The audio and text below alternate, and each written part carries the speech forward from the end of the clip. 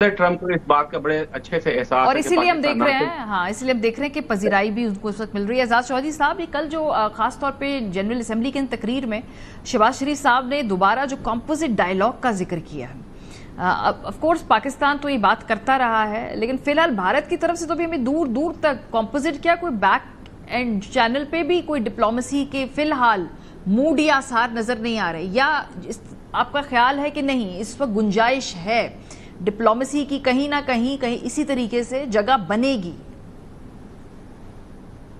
जी, मुझे तो मोदी साहब के होते कोई जगह बनते नजर नहीं आ रही। लेकिन मेरा ख्याल है कि मेरी जो अंडरस्टैंडिंग है उनकी स्टेटमेंट से, वो बुनियादी तौर पर पाकिस्तान की पॉलिसी बता रहे हैं कि हम तो अमन के ख्वाहिशमंद हैं, और अगर हिंदुस्तान जंग की बजाय अमन की तरफ आना चाहता है तो पाकिस्तान तो डायलॉग करना चाहता है और डायलॉग से सारे मसाइल हल करना चाहता है। तो मेरा ख्याल है कि पाकिस्तान की ये यानी मुसलमा पॉलिसी है कि हम डायलॉग के लिए ओपन हैं। हाँ, ये जरूर है कि हम बार बार नहीं कह सकते हैं उनको, क्योंकि वो ताली तो एक हाथ से नहीं बच सकती।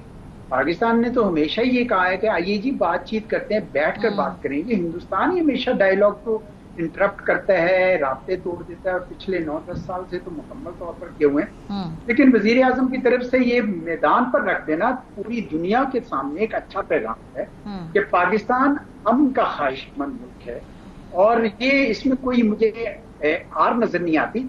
लेकिन रियलिस्टिकली अगर मैं देखूं तो जो मोदी साहब की, जो राजनाथ साहब की, जो अमित शाह साहब की, जो डोवाल साहब की, जो जयशंकर साहब की जो लैंग्वेज अभी तक, उसमें तो मुझे कोई ऐसी उम्मीद नजर नहीं आ रही। अगर चाहे उनकी अपने इस तकब्बुर और घमंड ने उन भारत को तनहा कर दिया, सिर्फ पाकिस्तान के हवाले से नहीं, बाकी तमाम मुल्कों में भी एक तन्हाई का शिकार नजर आ रहा है भारत। और मैं उनके भी कुछ थोड़े से टॉक शो सुन रहा था, तो मुझे नजर आ रहा था कि शायद परेशानी है वहां पे भी कि ये हो क्या गए। अब तो हो यही हुआ गया कि दुनिया में किसी भी मुल्क के लिए घमंड जो है ना, तकब्बुर जो है, वो ज्यादा देर नहीं चलता। और भारत ने उस वक्त से जरा पहले ही सोच लिया, और ये सब कुछ बदला उस हकीकत से जिसको भारत अभी तक एतराफ पूरी तरह नहीं कर रहा। वो था मई 2025। अगर पाकिस्तान ने भारत के साथ 10 मई को वो ना किया होता जो उसने किया, तो आज भी ये प्रोपेगेंडा कर रहे थे। अच्छा, जहांजेब साहब बहुत अच्छे जर्नलिस्ट हैं, इन्होंने बड़ा सही नुक्ता उठाया, क्योंकि मैं भी कुछ मीडिया में खबरें कुछ इसी किस्म की पढ़ रहा था कि जी हिंदुस्तान में, अजी पाकिस्तान में जो टेररिस्ट हैं वो इस वक्त अफगानिस्तान का रुख कर रहे हैं, गोया भी वो यही प्रोपेगेंडा रखना चाह रहे हैं, जबकि दुनिया ने ना पहलगाम पे इनका प्रोपेगेंडा सुना और ना इस पे सुनेगा।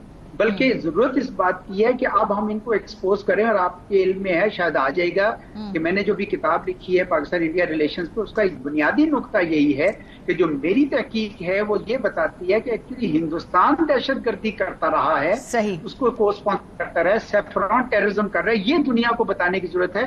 अब दुनिया की आंखों में धूल झोंकना मेरे ख्याल में इतना आसान नहीं रहेगा। यानी